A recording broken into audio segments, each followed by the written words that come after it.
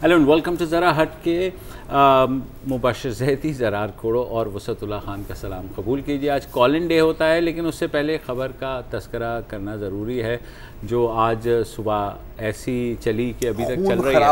खून खराबा हुआ है और मलिक बोस्तान साहब इस वक्त सबसे खुश होंगे मेरे ख्याल में। वो कौन है? जो करेंसी लीडर्स के यार, मुझे नहीं पता यार। सोना भी 1000 रुपये बढ़ गया है।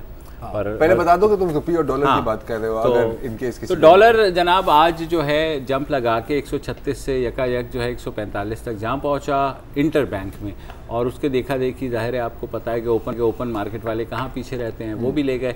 और उसके बाद दिन में बहरहाल वो इंटर बैंक में तो वापस आ गया 138 पर, मगर जो ओपन मार्केट है वहाँ अभी भी 141 या 142 तक मिल रहा है, और ख़ासा है कि नहीं मिल रहा है। अब ये हुआ कैसे अचानक? असद उमर साहब जो वज़ीर ख़जाना है, उन्होंने प्रेस कॉन्फ्रेंस की और उन्होंने कहा कि जी डॉलर की मांग बढ़ गई है और इस वजह से जो है ये क्राइसिस हुआ। साबिक़ा हुकूमत की बेतदाल पॉलिसी, फिर जाहिर है उन्होंने वो साबिक़ा हुकूमत को ले लिया। तो हमने कहा यार ये बड़ा कन्फ्यूजन लग रहा है, तो हम हस्बे मामूल फ़ोन अ फ्रेंड करते हैं। तो हमारे साथ डॉन के बिजनेस एडिटर खुरम हुसैन मौजूद हैं। खुरम साहब हमें भी समझाइए और नाज़रीन को क्या हो रहा है यार, ये भाई क्या हो रहा है? वही हो रहा है जो होना था। ओके, तो शुरू से पता था ना सबको कि इकोनॉमी में प्रेशर्स जो बिल्डअप हो रहे हैं वो आपको इसी डायरेक्शन में लेके जा रहे हैं, जहाँ पे आपको एक बहुत लार्ज स्केल की एडजस्टमेंट करनी पड़ेगी। ओके। और बाय द वे ये जो करेंसी साइड पे हुआ ये तो उस एडजस्टमेंट का एक छोटा सा हिस्सा है। ठीक है, इसी के साथ साथ आप जैसे 1.5% का इजाफा किया गया इंटरेस्ट रेट में जी, जिसका इम्पैक्ट ज्यादातर आपकी सनतों पे और इन्वेस्टर्स और उन पे ही आता है। बिल्कुल। पर बहरहाल इसका एक बहुत मेजर इम्पैक्ट होता है आपकी इकोनॉमी और उसकी ग्रोथ रेट पे। इसके साथ साथ मजीद और भी एडजस्टमेंट करने की गुंजाइश है फिस्कल साइड पे, जहाँ पे टैक्सेस की कमी जो है वो चढ़ती चली जा रही है। अखराजात को काटने की जो जरूरत है वो चढ़ती चली जा रही है, उसके ऊपर बहुत हल्का इशारा किया है स्टेट बैंक। यहाँ पे एक चीज़ मुझे बताइएगा, ये एडजस्टमेंट की ज़रूरत थी आप कह रहे हैं, पहले भी तो 124 से गया 136 तक आया तो 12 रुपये वो हो गए, और अब अगर 10 रुपये ये हो गए। एक तो एडजस्टमेंट कैसे होती है? अचानक तो नहीं होती कि एक बार फाइन डे के किसी ने बटन दबा दिया और एडजस्ट डॉलर नीचे चला गया, तो डॉलर ऊपर चला गया और रुपी को किसी ने पाँव रख दिया। ऐसे नहीं होता। तो ज़ाहिर है कहीं ना कहीं कैलकुलेट हुआ होगा, किसने ट्रिगर किया इस चीज़ को। जिस तरह असद उमर साहब की प्रेस कॉन्फ्रेंस आपने भी सुनी, हमें नहीं समझ आ रहा, तो थोड़ा सा ये एक्सप्लेन कर दे। ज़रूरत थी वो, दैट्स अनदर केस, मगर ये हुआ कैसे? और मेरे नहीं ख्याल के रीसेंट टाइम्स में हमने एक दिन में इतना बड़ा जो इजाफा है डॉलर की कदर में देखा। ये बात आपकी दुरुस्त बशर, इतना बड़ा इजाफा हम एक दिन में नहीं देखा कभी, एटलीस्ट रिसेंट दिनों में। पिछले 10 सालों में मुझे तो नहीं याद। सही। बहरहाल आपने पूछा कि ये होता कैसे है पाकिस्तान में, तो देखें दो चीजें हैं कि पाकिस्तान में एक चीज होती है कि रूल्स जो लिखे हुए हैं, और दूसरी चीज होती है कि जो असली में होता है।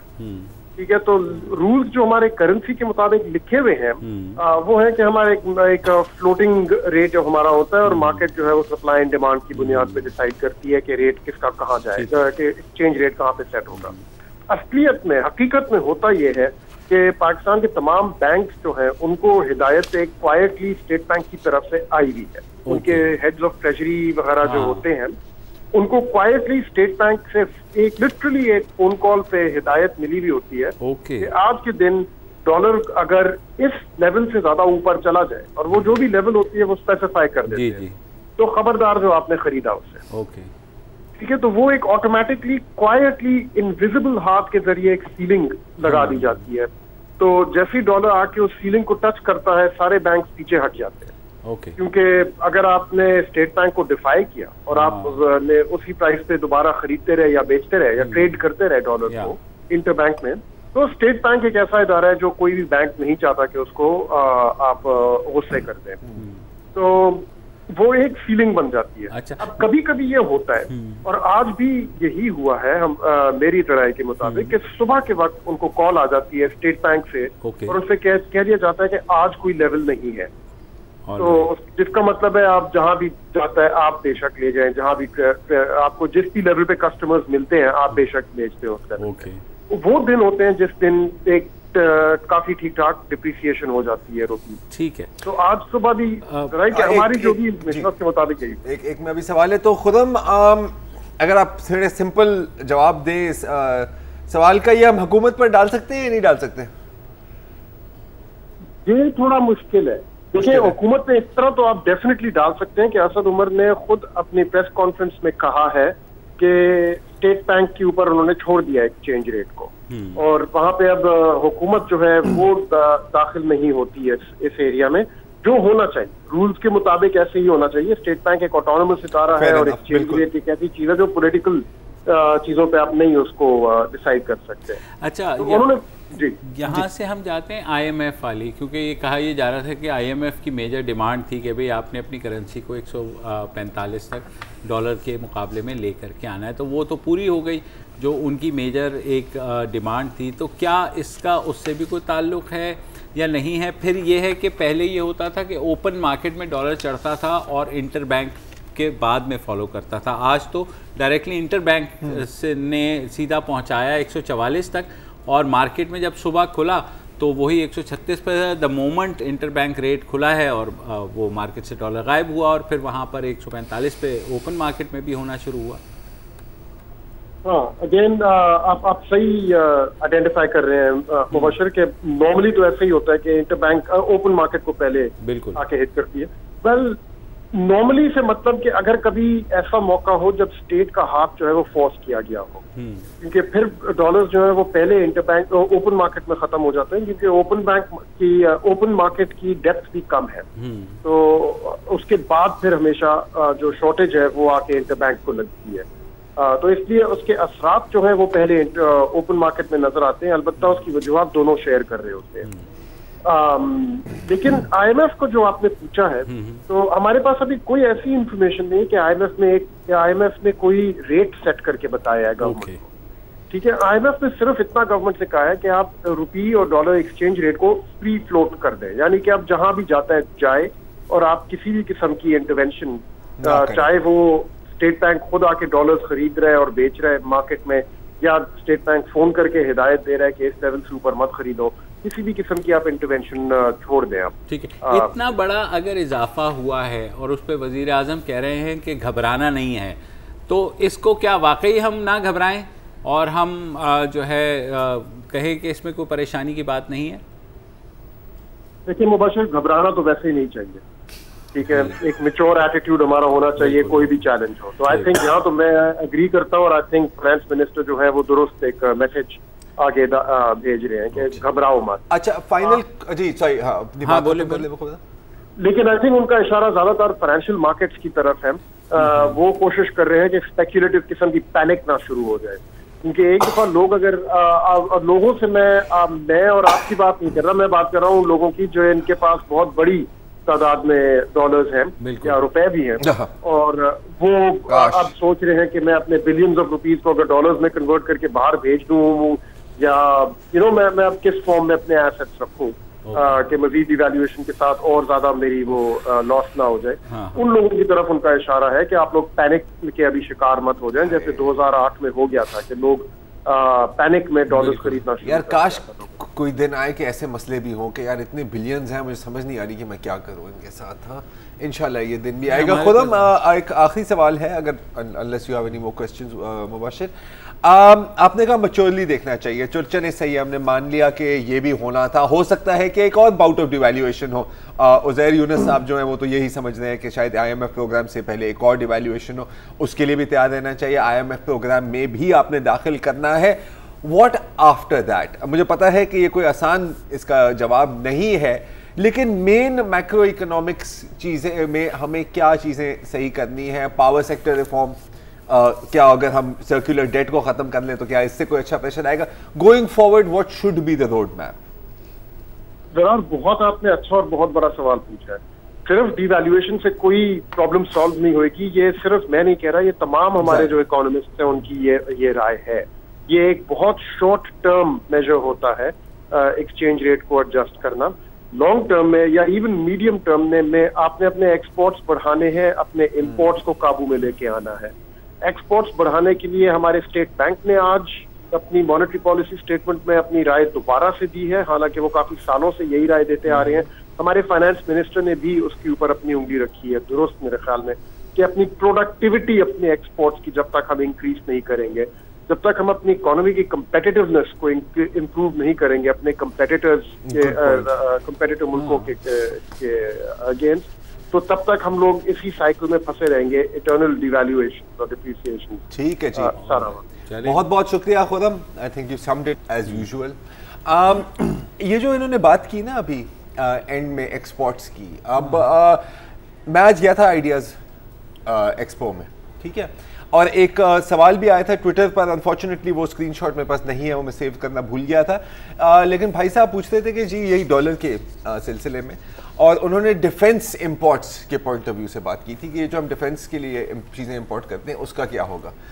तो जाहिर है जो पेंडिंग डील्स है डिपेंड करता है कि उसमें क्या स्ट्रक्चर किया था, अगर फ्लोटिंग था या फिक्स था तो उन पर शायद असर नहीं पड़े, लेकिन वहाँ पर 2-3 और चीज़ें एक्सपोर्ट्स की जो बात हो रही है वो मुझे बहुत इंटरेस्टिंग वहाँ पर पता लगे। मेरे ख्याल एक ब्रेक लेनी है, तो ब्रेक के बाद इस पर मैं एक सेकंड जिक्र नहीं, थोड़ा 1 मिनट तो लग जाएगा, ब्रेक ले लीजिए।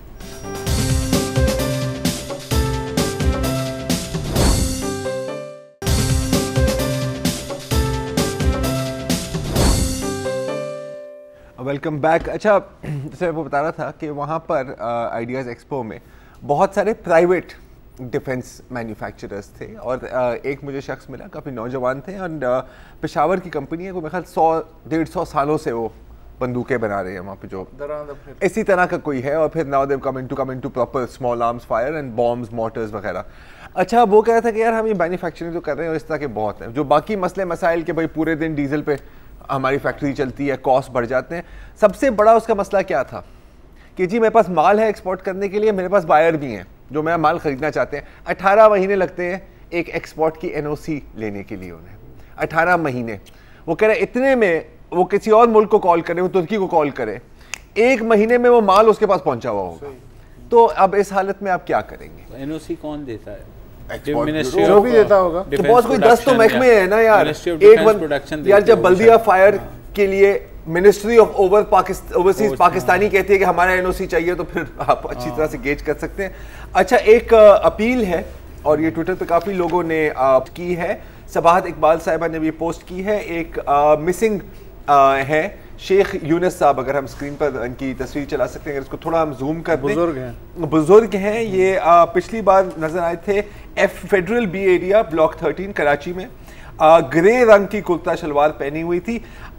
ये डिमेंशिया के पेशेंट हैं, यानी कि ये भूल जाते हैं कि कहाँ है अपना नाम, निसियान। और इसके साथ एक कॉन्टैक्ट इन्फॉर्मेशन भी दी हुई है, मैं नंबर आपको दोहरा देता हूँ अगर आपने इनको देखा है कहीं, 0333220579।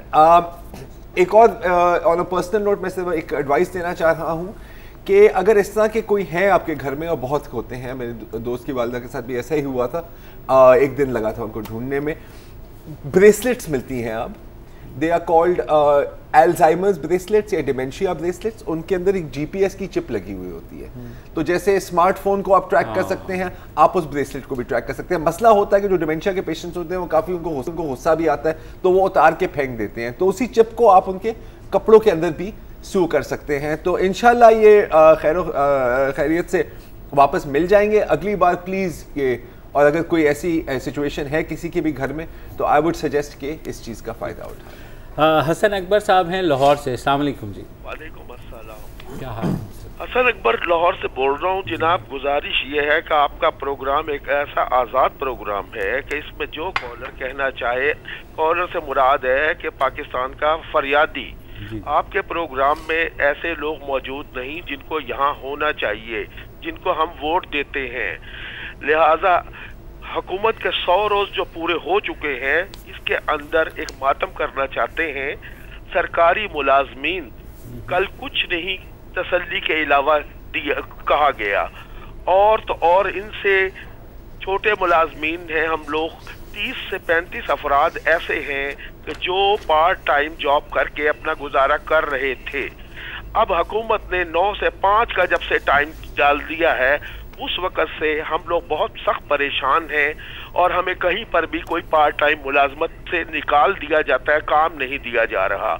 पुराना टाइम था 8 बजे दफ्तर लगते थे, 4 बजे छुट्टी हो जाती थी, सरे शाम बंदा घर आके खाना खा कर अपने काम पे कहीं ना कहीं जाकर अपने घर का किराए की अदायगी की सूरत में, बिलों की सूरत में ये छोटे मोटे मसले पार्ट टाइम जॉब से हल कर लेता था। अब गवर्नमेंट कुछ देना नहीं चाहती और ना ही अभी कोई इनका इरादा है। 100 दिन भी इनको गुजर चुके हैं।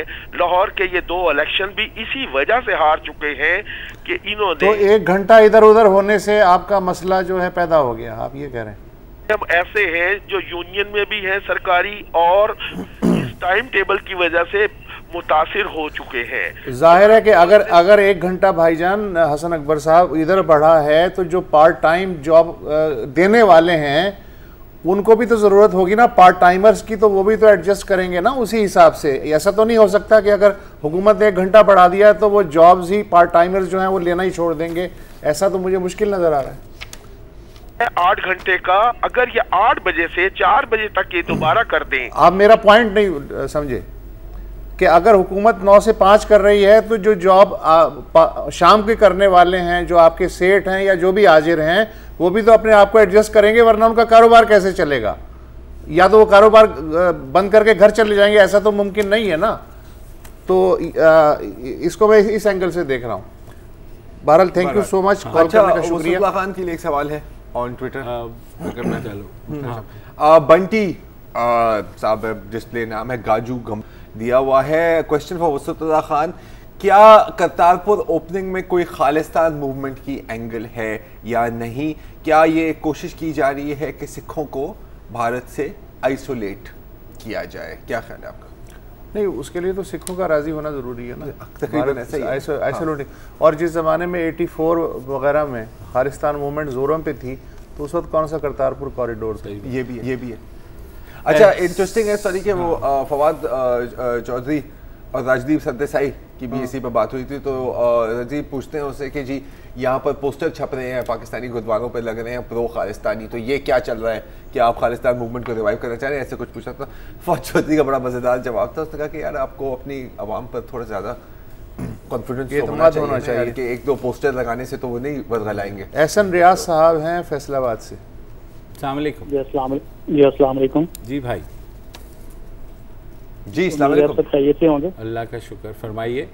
जी 2 बातें करूंगा। एक तो पहले एक छोटा सा वाकया शेयर करना चाह रहा हूँ आपके साथ कि अभी कुछ रोज कबल मुझे वाहगा बॉर्डर जाने का इत्तेफाक हुआ था। तो वहाँ पर एक फिजा बनी होती है, तो बड़े फलक शिगाफ नारे लग रहे होते हैं, नारे तकबीर और पाकिस्तान जिंदाबाद। जी जी। तो मैं उधर खड़ा था, तो मैं अभी इस सिचुएशन में खुद को एडजस्ट करने की कोशिश ही कर रहा था। तो मतलब मैं अभी नारा कोई नहीं लगाया, तो मेरे साथ एक बड़ी नफीस सी शख्सियत में एक साहब खड़े थे। तो उन्होंने एक नागवारी के साथ मेरी तरफ देखा कि मैं क्यों पार्टिसिपेट नहीं कर रहा हूँ। तो बहरहाल मैंने भी हाथ खड़े करके 2-4 नारे लगाए। तो वो तकरीब के बाद मैं बाहर निकला हूँ, तो मैंने देखा कि इस दौरान मेरी जेब कट चुकी थी। लेकिन अलमिया ये नहीं है। अलमिया ये है कि मेरा ये ख्याल है कि उन्होंने मेरी जेब नहीं काटी। सही बात, ठीक है। तो जाहिर है कोई और वो और दूसरी बात ये करना चाह रहा हूँ कि आपको फॉलो करता हूँ, तो मजीद जानने की ख्वाहिश थी आपका अर्ली करियर स्ट्रगल और अब यहाँ तक आपका जो सफ़र है, क्योंकि ऐसा कोई नेट पे या इस तरह की मैंने देखा तो अवेलेबल नहीं था सोर्स। अच्छा, तो यार ये हम बता देंगे तो हमारी मैनेजमेंट को भी पता लग जाएगा कि इन्होंने कैसी स्ट्रगल की है, तो क्यों आप चाह रहे हैं। हाँ, अच्छा यूँ समझिए कि हम तीनों सोने का चमचा मुंह में लेके पैदा हुए। अच्छा नहीं, एक चीज़ है भाई, स्ट्रगल कभी ख़त्म नहीं होती। हाँ, जिंदगी का नाम ही स्ट्रगल करना। हम यूनिवर्सिटी में नारे लगाते हैं ना, तेज हो जिद्दोजहद तेज हो। हाँ, और वो कभी फिर आहिस्ता नहीं होता। वक्फा ले लें।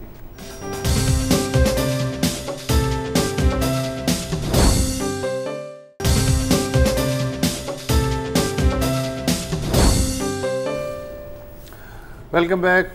कॉलर्स डे है। साजिद हमीद साहब हैं दुबई से। जी साजिद भाई। जी अस्सलाम वालेकुम सर। भाई साहब जी मैं एक चीज़ पूछनी थी कि जो चाइना में, जो इंडिया में, जो बांग्लादेश में जितने भी डैम बने हैं, इसमें किसी चीफ जस्टिस का कोई रोल है सर? जो पाकिस्तान में भी जो हमारे चीफ जस्टिस साहब क्या बने हैं? डैम, जितने भी डैम बने हैं सर। हाँ हाँ। नहीं, मेरा नहीं ख्याल। नहीं, ऐसा नहीं है। जी, जो पाकिस्तान के चीफ जस्टिस को जो डैम में भी उनकी नहीं, जरूरी तो नहीं है ना कि जो इंडिया और बांग्लादेश में नहीं हुआ वो हमारे यहाँ भी ना हो। तो हर मुल्क के अपने हालात होते हैं। हम पहल भी कर सकते हैं किसी चीज में, हमें ऐसी क्या बात है, ऐसे आपसे कमतरी नहीं होना चाहिए। अपने तौर पे भी हम कर सकते हैं। अच्छा, इंटरेस्टिंग बात ये है कि सीजे का मुझे नहीं पता किसी भी मुल्क का, एक डैम था जो पार्शियली क्राउड फंडेड था। जैसे ये भी जो डैम है ये क्राउड फंडिंग हो रहा है ना, कि मतलब चंदा गैदर हो रहा है। मेरा ख्याल है मिस्र में था, आसवान डैम नहीं, आसवान नहीं था, एक और डैम था। मुझे याद है, मैंने ये लुकअप किया था बिकॉज़ ये बातें हो रही थी, नाम मुझे एग्जैक्टली याद नहीं। आसवान की वजह से तो वो अमेरिकन कैंप से रशियन कैंप में वो तो अलग था, वो अलग था। वर्दा खान साहिबा हैं पार्शियली इस्लामाबाद से। अस्सलाम वालेकुम वर्दा। वालेकुम अस्सलाम, कैसे हैं आप? अल्लाह का शुक्र, फरमाइए। अच्छा, मैंने दो बहुत इम्पोर्टेंट इश्यूज पे बात करनी है आपसे।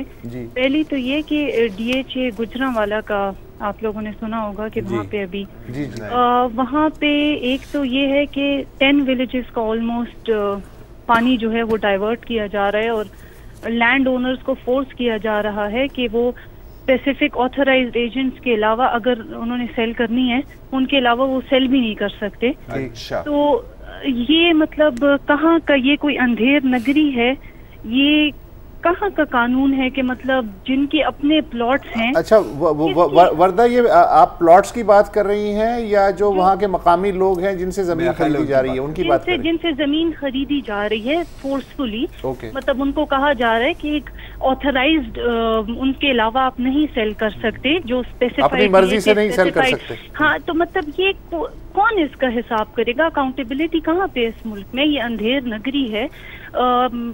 What is going on यहाँ? ये तो नहीं मालूम कि कौन हिसाब करेगा, लेकिन ये कि अंधेर नगरी है, उसके बाद पूछ रही हैं कि what can be done। And दूसरा ये कि आपने आज सुबह देखा होगा ट्विटर पे भी, अगर क्योंकि न्यूज में तो खैर हमारा वैसे ही सेंसरशिप काफी ज्यादा है, कि अली वजीर और मोहसिन दावर ये दो सिटिंग MNAs हैं, इनको ट्रीट ऐसे किया जा रहा है एज इफ देयर क्रिमिनल। मतलब एयरपोर्ट पे आप इनसे बेइज्जती करवा के आप इनका पासपोर्ट तहवील में लेके FIA वाले ऑन व्हाट ग्राउंड? देखिए यही तो मसला है कि अब दोनों MNAs हैं। जैसे मैंने इस पे जो है ना जो तहकीक थोड़ी बहुत कर सका, तो ये वो लोग दुबई में जा रहे थे एक पश्तून कल्चर शो के लिए, तो आज ही मतलब आज एयरपोर्ट के रास्ते में थे, उसी वक्त ही इनका नाम डलवाया गया प्रोविजनल नेशनल आइडेंटिफिकेशन लिस्ट या अल मारूफ ब्लैक लिस्ट में, और वो इंटीरियर मिनिस्ट्री से इंस्ट्रक्शंस आई थी। तो इसमें FIA का ऐसा कोई कसूर नहीं है, FIA is the implementing agency. रिहा किया गया है वही मैं बता रहा हूं। तो वो जो है वो मुगल दौर है सर। हाँ, मुगल दौर, हाँ मुगल दौर है। तो वो जाहिर है कहाँ से इंस्ट्रक्शंस आई वो उसके पेपर के ऊपर लिखा होता है। तो बहरहाल अच्छी बात यह है कि उन्हें अब से कुछ देर पहले रिहा कर दिया गया है, क्योंकि उन दोनों ने बेल ली हुई थी, क्योंकि जो स्वाबी जलसे के ऊपर उनके ऊपर मुकदमात बने थे, फ्लाइट मिस होनी थी। लेकिन मैं इस बात से ज़रूर एग्री करता हूं कि इस तरह के स्टेप्स कोई ज़्यादा जो है फ़ायदा है, मतलब मुझे कोई ये समझाते क्या। अच्छा, ये समझ लें आप ही के सवाल में ये अंधेर नगरी पार्ट 2 है। एक इंटरेस्टिंग पॉइंट है ये जो सो कॉल्ड ब्लैक लिस्ट है, इसके बारे में कि ये क्यों बनाई गई है। ये इफ्तिखार फिरदौस जो है अब समा में है, ये SOP बनी, आसमा रानी मर्डर केस हुआ था कोहाट में, वो बंदा निकल गया वहां से क्योंकि वो ECL पे नहीं डल गया। तो ये ECL का एक तोड़ निकाला है, क्योंकि ECL के जो नाम डालने के लिए आपको इंटीरियर मिनिस्ट्री से अप्रूवल चाहिए होता है। इसमें अच्छा, आप डाल एक बात तो कोई मसला एक छोटा सा सवाल है। तो वजीर आजम के मुशीर जुल्फी बुखारी का नाम भी था ब्लैक लिस्ट पे, लेकिन उनको तो जेल में नहीं लेके जाया गया। एक मिनट, उनके मोबाइल और उनको सऊदी अरब तक जाने दिया गया, और उन्होंने सिर्फ कहा मैं आ जाऊंगा। उन्होंने कहा FIA ने कहा सर उनके व्हाट्सएप पर जो लोग हैं वो उनके व्हाट्सएप पर लोग नहीं, समझ में नहीं आती यार कैसी बात है, किस तरह की गुफ्तगू कर रहे हैं। अभी नहीं, कहीं से तो पैरेलल कल ही 100 दिन पूरे हुए यार, आज से कीड़े निकालने शुरू कर दिए, ये तो कोई बात नहीं हुई। इमरान उमर फारूक साहब देखो ये तो कितने इमरान साहब सामने। वालेकुम अस्सलाम, ठीक है आप लोग? अल्लाह का शुक्र सर। ज़रार साहब से सवाल था मेरा, आप लोगों से भी है। नहीं सर, अब हम नाराज हो गए। नाराज हैं बस, अब इनको छोड़े यार, इनसे क्या हुई बात करने वाले। फरमाइए। मेरा सवाल ये है कि जितने भी चीफ जस्टिस जो पिछले गुजरे हैं, ये चीफ जस्टिस ही थे ना पाकिस्तान के? जी, सुनने में तो यही आया। जो चीफ जस्टिस इस वक्त जो काम कर रहे हैं, अगर ये तमाम चीफ जस्टिस ऐसे ही काम करते तो आज तो पाकिस्तान अमेरिका से भी आगे निकल चुका होता। जी आगे तो हम निकल गए अमेरिका से बहुत आगे।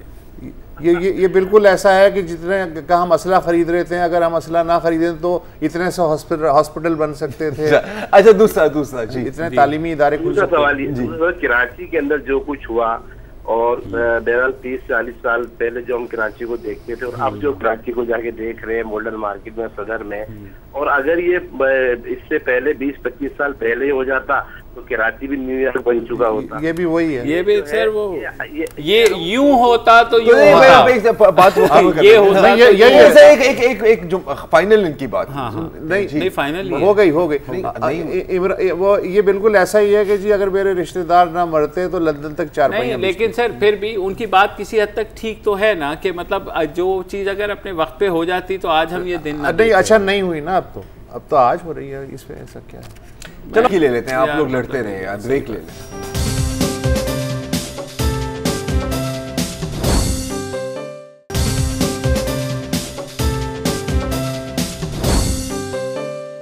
Welcome back. मोहम्मद आरिफ साहब हैं कराची से। अस्सलाम वालेकुम जी।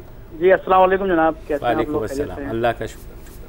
सर ये कराची के वैसे तो बहुत सारे मसले हैं, उनको तो मैं गिनवाना नहीं चाहता हूँ, सभी को मालूम है। ट्रांसपोर्ट का मसला है, पानी का मसला है, लेकिन एक बहुत अहम मसला जिसको सबने पसेपुश डाल दिया है वो मर्दमशुमारी का मसला है।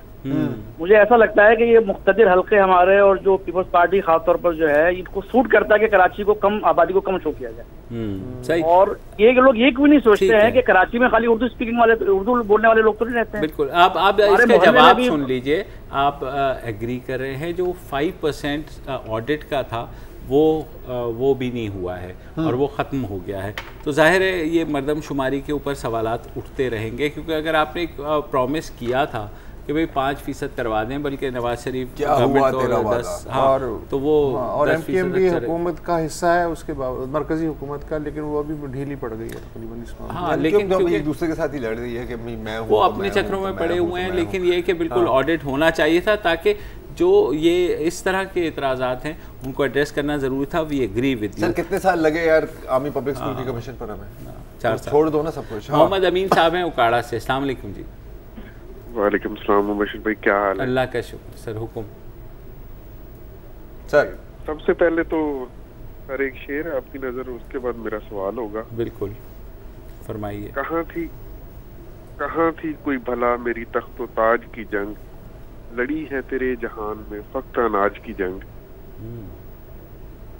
वाह वाह, जबरदस्त। तो सवाल मेरा ये है सर कि एक है दस्तूर पाकिस्तान, ठीक है, उस दस्तूर पाकिस्तान के तहत आपको भी कुछ हुकूक मिले हैं और कुछ हुकूक मुझे भी मिले हैं। जी बिल्कुल।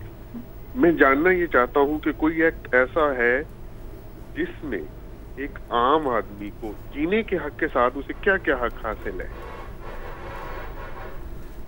सर इसका जवाब आप देंगे, मतलब क्या क्या जो जीने के हक के अलावा क्या क्या हक? आज़ादी राय, आज़ादी ख्याल, आज़ादी मजहब, इस तरह की बात। रोजगार, मुफ्त तालीम, मुफ्त सेहत, मिल्कियत, मतलब मुफ्त सेहत मुफ्त का तो नहीं है, मुफ्त का। अच्छा मुफ्त तालीम तो है ना, वो कहाँ हो रहा है? वो भी ऐसा तो नहीं है ना यार। क्यों है क्या? फ्री की तालीम है। आपका दस्तूर पाकिस्तान, दस्तूर में ये सारे हुकूक मौजूद हैं। हाँ, तो रियासत अब नहीं देती। तो अब आप क्या आगे क्या कहना चाह रहे हैं? दस्तूर में है ये तो गूगल भी कर सकते थे सर।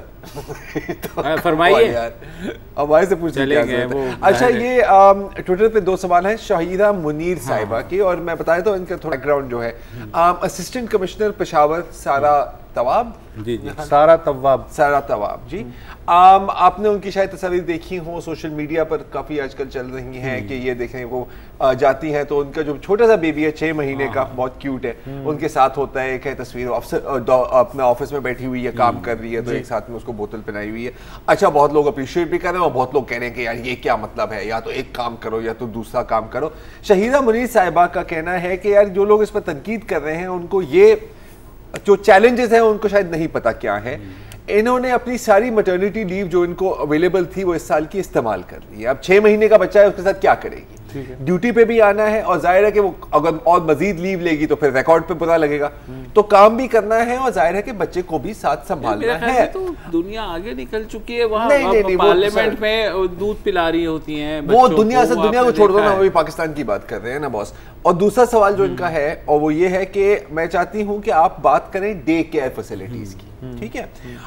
इनके मुताबिक, और मुझे इस बात का नहीं पता था कि पाकिस्तान की जो लेबर लॉज हैं उसमें अगर आपके पास 25 से जायद खवातीन हैं आपके एम्प्लॉय में, तो आपको एक डे केयर सेंटर फैसिलिटी चाहे प्राइवेट हो या पब्लिक हो आपको देना लाजमी है। कितने लोग ऐसा करते हैं? मेरे नहीं ख्याल, मेरे ख्याल बहुत कम इदारे। मुझे तो पहली दफा पता चला कि ऐसा कोई कानून नहीं। इस्लामाबाद में बहुत जगह ऐसा होता है। होता है क्या? बिल्कुल, गवर्नमेंट ऑफिसेज में, खासतौर पे मिनिस्ट्रीज में मैंने ये देखा है। हाँ। और मुझे एक्सपीरियंस भी है कि ऐसा कोई डे केयर है। बहरहाल वो अलग बात है कि आया को आपको शायद अपने पास मजदूर खवातीन के लिए या निचले तबके की खवातीन के लिए शायद ये फैसिलिटी नहीं, बिल्कुल भी नहीं। और मतलब वैसे भी आई मीन देखें, वो being a mother, she is also a working woman, तो मैं ख्याल अप्रिशिएट करना चाहिए, इसमें तनकीद करने की कोई बात नहीं है। और डे केयर फैसिलिटी हक है। हाँ, बिलाल उमर हैं इस्लामाबाद से। अस्सलाम वालेकुम बिलाल। वालेकुम सलाम जी, कैसे हैं आप? अल्लाह का शुक्र, फरमाइए।